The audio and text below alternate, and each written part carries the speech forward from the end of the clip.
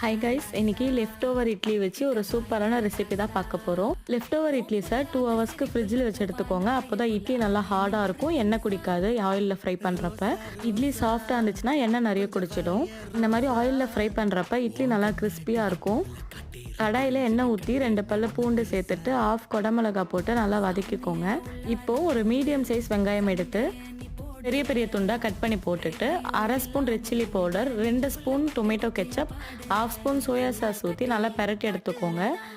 ஒரு 1/4 கிளாஸ் மட்டும் தண்ணி ஊற்றி நல்லா ஒரு 2லேருந்து 3 நிமிஷத்துக்கு கொதிக்க விடுங்க. தேவைக்கேற்ப சால்ட் சேர்த்துட்டு ஒரு கிளாஸில் 1 ஸ்பூன் கார்ன்ஃப்ளவர், 2 ஸ்பூன் தண்ணி சேர்த்து நல்லா மிக்ஸ் பண்ணி இதில் ஊற்றிக்கோங்க. இது நல்லா திக்னஸ் கொடுக்கும். நல்லா திக்கான பிறகு நம்ம ஃப்ரை பண்ணி வச்சுருக்க இட்லியை சேர்த்துட்டு ஹை ஃப்ளேம்லேயே நல்லா பெரட்டி விட்டுக்கோங்க. இதில் 2 ஸ்பூன் தேன் சேர்த்துட்டு 1/4 ஸ்பூன் அளவுக்கு வெள்ளை எள்ளை சேர்த்து பெரட்டி எடுத்து சர்வ் பண்ணிங்கன்னா ஹனி சில்லி இட்லி ரெடி.